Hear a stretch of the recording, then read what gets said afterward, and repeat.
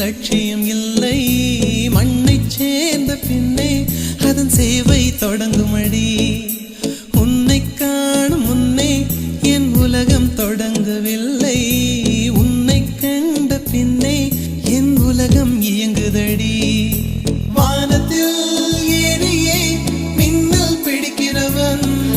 பூக்களை பறிக்கவும் கைகள் நடுங்குகிறேன் பகவான் பேசுவதில்லை அடபக்தியும் குறைவதும் இல்லை காதலி பேசவும் இல்லை என் காதல் குறைவதும் இல்லை